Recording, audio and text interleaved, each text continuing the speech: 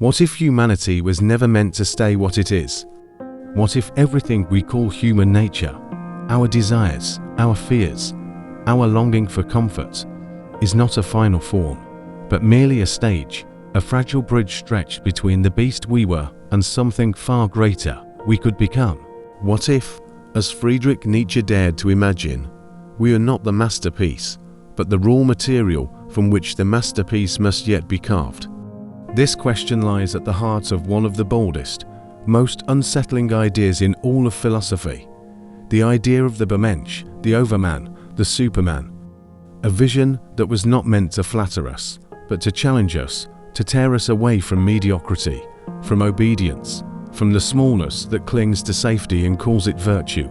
Nietzsche's thought begins in crisis. He looked around at 19th century Europe, triumphant in science, proud of progress, and saw not confidence, but exhaustion. Faith was collapsing, morality was hollowing out, and yet people still spoke the language of certainty. He wrote, "God is dead, God remains dead, and we have killed him. How shall we comfort ourselves, the murderers of all murderers?" The words sound like blasphemy, but they are not a celebration of atheism. They are a diagnosis, a cry of recognition that the old foundations of meaning have cracked. When Nietzsche said God is dead, he meant that the entire system of belief that once gave life direction, the belief in a cosmic purpose, in absolute good and evil, in eternal reward, had lost its power over modern hearts. The world, he saw, was drifting into a vast emptiness. Without the old heavens, who would tell us what is right or wrong, without divine purpose, why live at all? He warned, are we not straying as through an infinite nothing? Do we not feel the breath of empty space? It is here, in this terrifying freedom, that Nietzsche places his challenge. If God is dead, then everything depends on what human beings create next. We can either sink into despair, into what he called nihilism, the belief that life has no meaning, or we can rise to become creators ourselves. And this, he says, is the task of the Übermensch. In Thus Spoke Zarathustra, Nietzsche's poetic and prophetic masterpiece, he gives voice to a wandering sage who descends from his mountain solitude to speak to humankind. Zarathustra cries to the crowd, "Man is something that shall be overcome. What have you done to overcome him? To overcome man?" What could that mean? It means that humanity is not the goal of evolution. It is a bridge, a rope stretched between beast and Übermensch. We are the midpoint, not the end. The Übermensch is the being who comes after, the one who creates new values in a world where the old values have crumbled. That Nietzsche's Superman is not a comic book hero, not a tyrant of muscles and capes. He's a creator of spirit. He's the artist of his own life, the poet of his own existence. Where ordinary people inherit values, he invents them. Where they seek comfort, he seeks intensity. Where they obey, he creates. Nietzsche says, the greatest weight. What if a demon were to steal after you one night and say, "This life as you now live it, you will have to live once more and innumerable times more"? Would you not throw yourself down and gnash your teeth? Or have you once experienced a tremendous moment when you would answer, "You are a god, and never have I heard anything more divine"? This thought, the eternal recurrence, is the ultimate test of the Übermensch. Can you love your life so completely that you would choose to live it again, exactly as it is, forever? The ordinary man curses this possibility. The Übermensch blesses it. He says yes to existence, to pain, to chaos, to fate itself. Nietzsche called this amor fati, the love of one's fate. My formula for greatness in a human being, he wrote, is amor fati. That one wants nothing to be different, not forward, not backward, not in all eternity. To love your fate, even the suffering. That is the secret of overcoming. But before one can reach such affirmation, one must go through transformation. Nietzsche describes this journey as 3 metamorphoses of the spirit. First, the spirit becomes a camel, obedient, patient, burdened. The camel kneels down and says, "Load me with what is hardest." It bears the weight of duty, morality, and tradition, the weight of thou shalt. This is the stage of devotion and endurance. But in the desert of solitude, the camel transforms into a lion. The lion seeks freedom. It wants to conquer the great dragon, whose scales are covered with golden letters spelling thou shalt. The dragon represents all the voices of authority, religion, society, morality, telling us what we must do. The lion roars, "I will." It destroys the old masters, tears down false values. This is rebellion, liberation, destruction. Yet even the lion cannot create, for creation requires innocence. And so the lion becomes the child, playful, curious, a new beginning. The child says, yes. It is the symbol of pure creativity, of the artist who invents new values as effortlessly as he plays a game. The child is innocence and forgetting, a new beginning, a game, a self-propelled wheel, a sacred yes. Only through these metamorphoses, burden, rebellion, creation, can the human spirit rise toward the Übermensch. Nietzsche insists that this is not a path for everyone. Most people, he thought, would never dare it. They would remain trapped in the comfort of the herd. He warned of the coming of the last man, the tired, contented creature of modernity who desires only safety and ease. "We have invented happiness," say the last men, and they blink. The last man no longer strives, no longer suffers for greatness. He avoids danger and worships comfort. He has no heroes, only distractions. He calls his weakness peace, his mediocrity progress. Nietzsche saw in him the shadow of the future, a world without passion, without risk, without spirit. Against that shadow, he set the blazing image of the Übermensch, the one who dares to live dangerously, to affirm life without illusions. The higher we soar, the smaller we appear to those who cannot fly. The Übermensch soars because he has conquered himself. He is not enslaved by resentment, not poisoned by envy. He does not measure himself by others, but by the heights he can reach. He turns even suffering into strength. He makes of himself a work of art. Nietzsche writes in Ecce Homo, to give style to one's character, a great and rare art. It is practiced by those who survey all their strengths and weaknesses and fit them into an artistic plan until everything appears as art and reason. To give style to one's character, that is the aesthetic of the Übermensch. Nietzsche himself lived the drama he described. He was not speaking from comfort, but from the edge of despair. Born in 1844, the son of a Lutheran pastor, he was raised in the echo of hymns and sermons, taught to see life as a preparation for a heaven. But as he studied philosophy, science, and art, he began to feel the walls of faith closing in. He discovered that the world, as it truly is, did not fit inside those walls. He looked to the Greeks, his first love, and found there not piety, but tragedy. For the ancient Greeks, life was a festival of creation and destruction, beauty and suffering woven together. Nietzsche saw in them a wisdom that Christianity had forgotten, the wisdom of Dionysus, the god of wine, dance, and ecstasy. In his early book, The Birth of Tragedy, he wrote of two forces that shape all art and all life: the Apollonian and the Dionysian. Apollo stands for order, reason, and clarity. Dionysus for chaos, passion, and intoxication.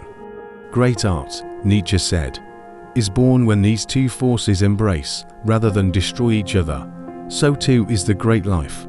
The Übermensch, then, is not cold reason or blind passion, but the perfect tension between the two, a being who can command chaos without extinguishing it. He does not flee from the wildness of life, he dances with it, Nietzsche once said.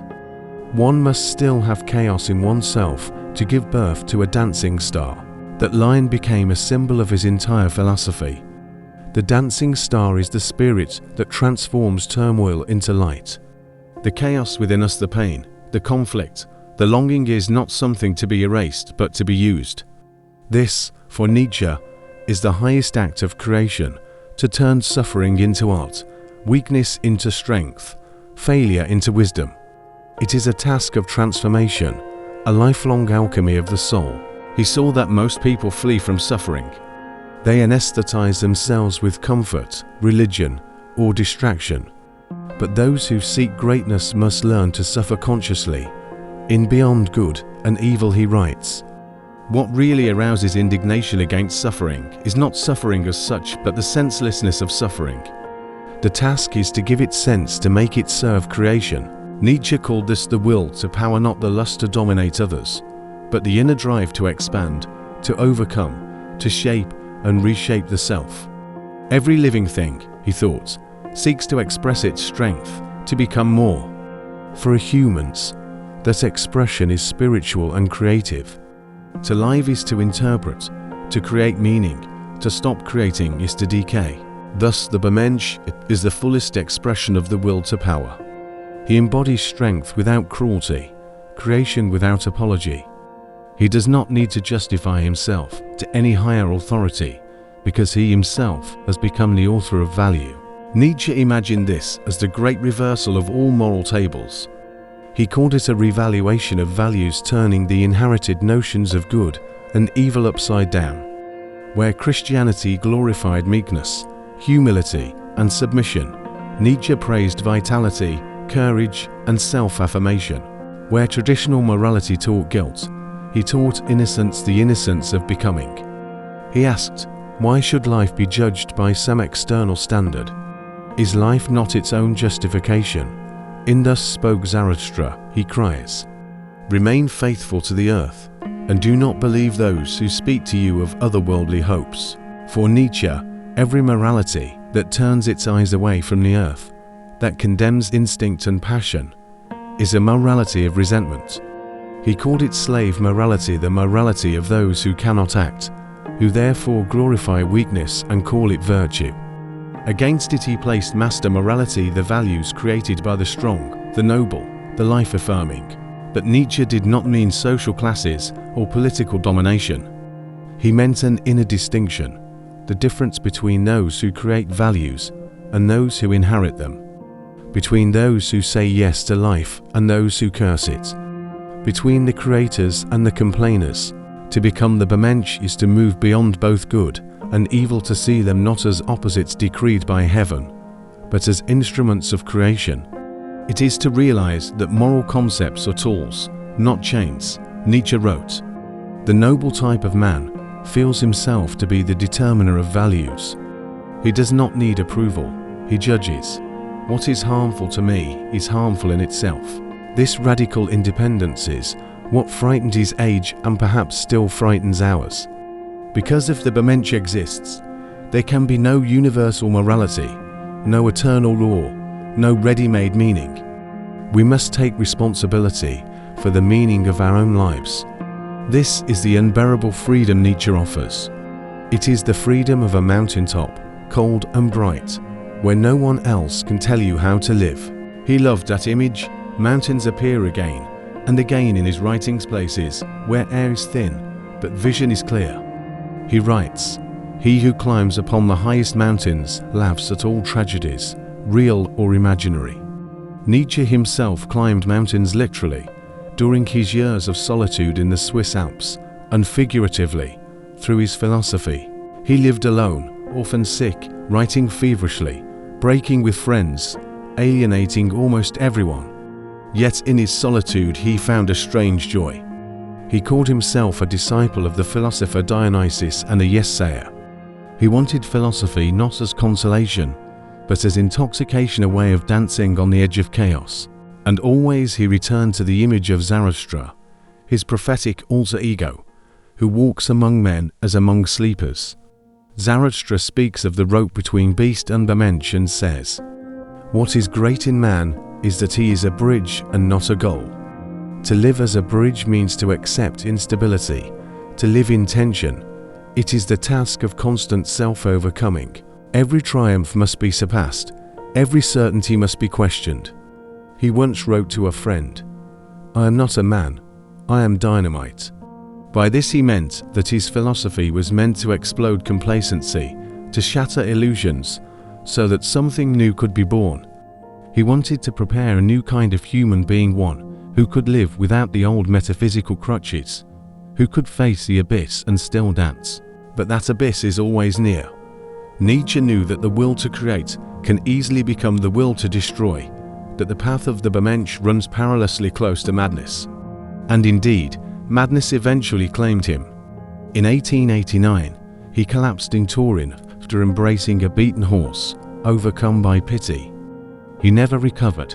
For the last 11 years of his life he lived in silence, cared for by his sister. Yet even in his fall, his writings continued to burn through Europe. They were read, distorted, worshipped, condemned. Some saw in him a prophet of freedom, others a prophet of ruin. The 20th century would twist his words into nightmares he never intended. Because the Übermensch, as Nietzsche conceived him, was never about domination or race or political power. It was about the sovereignty of the spirit, the courage to stand alone and create. Nietzsche despised nationalism and anti-Semitism. He called the German nationalists flat-headed and the anti-Semites the greatest danger to culture. When later tyrants quoted him, they were quoting their own shadows. The true Übermensch does not command armies, he commands himself.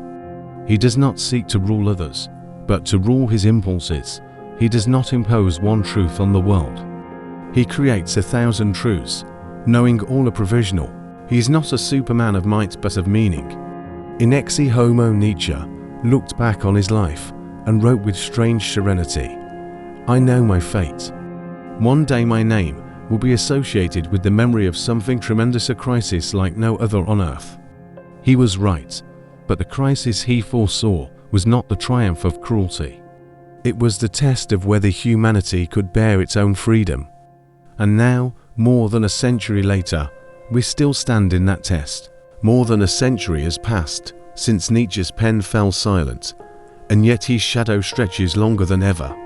Our age, the age of technology, consumption, and distraction, is precisely the world he foresaw.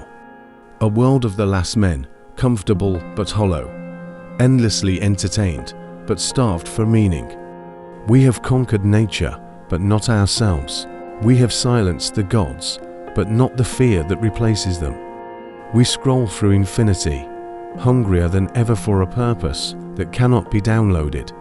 Nietzsche's voice, echoing from the 19th century, sounds eerily modern. He who has a why to live can bear almost anyhow. But what happens when the why disappears? When all our achievements serve no higher aim than comfort, convenience, and survival? We are clever, Nietzsche would say. Clever enough to build machines that think, but perhaps not wise enough to know why we think. We have the science of the stars, but not the wisdom of the heart. We can connect with anyone, yet we barely know ourselves. The Übermensch is not a fantasy of superhuman power. It is a call to wakefulness in an age of sleep. It is not about what humanity will become through technology, but what the individual must become through courage. It is the call to become the creator in a time when most prefer to be consumers. Become who you are, Nietzsche urged. But this simple sentence is one of the hardest imperatives ever spoken. To become who you are, not who society wants, not who your fears allow, but who your inner necessity demands. That is not a comfortable process. It is a crucifixion and a birth. Nietzsche once wrote, "Every profound spirit needs a mask." He knew that transformation requires solitude, distance, and secrecy. One cannot become the Übermensch surrounded by noise. One must descend into the inner cave, confront the chaos, and forge yourself from the molten depths. Modern life gives us endless distractions precisely to prevent this descent. The herd does not want creators, it wants consumers. It praises conformity, calls it kindness, rewards mediocrity, and punishes greatness with envy. Nietzsche would look at our age and say, "The danger is not that we are too wicked, but that we are to tame." The secret of reaping the greatest fruitfulness and the greatest enjoyment from life, he wrote, is to live dangerously. To live dangerously does not mean recklessness. It means intensity. It means risking failure, love, loss, solitude, in the name of creation. It means daring to stand alone in a world that worships belonging. Imagine, for a moment, Nietzsche walking among us today, not as a prophet of doom, but as a mirror. He might not be shocked by our machines, our skyscrapers, our algorithms, but he would ask one question: what kind of souls have built them? Are they souls of creators, or souls of slaves dressed in silicon? He would remind us that the future of humanity does not depend on technology, but on spirit. That evolution is not finished, but paused, waiting for courage. The Übermensch, he would say, is not a product of progress. He is a victory over progress. He is the one who says, I will use these tools, but they will not use me. He is the one who turns even modern chaos into art. And make no mistake, Nietzsche knew the abyss that opens when all meaning collapses. He faced it himself, but he did not fall to despair. He looked into that darkness and whispered, yes, to say yes to life. That is the heartbeat of the Übermensch. To affirm even the pain, even the loss, even the absurdity. To dance at the edge of the abyss and call it beautiful. Nietzsche was not offering us a utopia. He was offering us a test. Can we live without illusions and still love the world? Can we create values knowing they are human, not divine? Can we bear the freedom of a universe that answers our prayers with silence? He once wrote, we have art in order not to perish from the truth. The Übermensch is the artist of existence, not because he paints or writes, but because he creates meaning where none is given. He sculpts his character as a sculptor shapes marble. He carves beauty from chaos, not by escaping it, but by embracing it. This is the hidden message of Zarathustra, that the goal of life is not happiness, but greatness. Not comfort, but creation. Not peace, but the joy of struggle. Man is a rope, tied between beast and Übermensch, a rope over an abyss. That rope sways above the unknown, and most will cling to one side or the other, to the beast of instinct or the safety of herd morality. But the few will walk the rope, trembling, laughing, singing, because they know that life itself is the tightrope, and meaning is the balance. Nietzsche wrote in his notebooks, the individual must be transformed into something that is stronger, greater, and more whole than he is. That is the challenge to every listener, every reader, every soul who refuses to be small. To wake each morning not asking, what must I do, but what can I create? To turn the wounds of life into weapons of insight. To look at suffering and say, you too shall serve me. This spirit of creation, this divine rebellion, is what Nietzsche meant by self-overcoming. It is not arrogance, it is gratitude in its highest form, gratitude for existence itself. I want to learn more and more, he wrote, to see as beautiful what is necessary in things. When you can say that, when you can look at everything, even tragedy, and call it necessary, then you have begun to love your fate. Then you have begun to taste the eternal recurrence. Imagine, for a moment, the demon from Nietzsche's parable whispering, this life, as you live it now, you will live again and again, eternally. Would you curse him, or would you bless him? If you would bless him, you have already become more than human. You have touched the edge of the Übermensch, because the Übermensch is not a future species. He is a moment of total affirmation, of complete creative power. Every time a person says yes to life with eyes open, the Übermensch is born again. Nietzsche's vision was never meant for comfort. It was meant to shake us awake, he said. One repays a teacher badly if one always remains nothing but a pupil. We honor him not by worshipping his words, but by continuing his task, the endless self-creation of meaning. Nietzsche's true legacy is not a system, but a challenge. It is not a map, but a spark. And perhaps that spark is what humanity needs most now, in an age of algorithms and conformity, of safety without joy, of connection without depth. The Übermensch is the reminder that life can still be great, that greatness is not given, but made, that each of us stands at the frontier of evolution, not of the body, but of the spirit. Become hard. Nietzsche commands, meaning, become strong enough to bear beauty, to bear chaos, to bear yourself. Because in the end, the path of the Übermensch is not upward, but inward. It is the discovery that the divine is not above us, but within us. That creation begins in the smallest choices, the courage to say, I will live by my own light. And if there is one image to close Nietzsche's vision, it is this: Zarathustra standing at dawn on his mountain, watching the sun rise over the valley of sleeping men. He raises his hand and says, it is time for man to fix his goal. It is time for man to plant the seed of his highest hope. The sun climbs higher. The shadows retreat. The world stirs. And Nietzsche's voice, fierce, wounded, joyful, whispers through time. Do not seek the meaning of life, become it.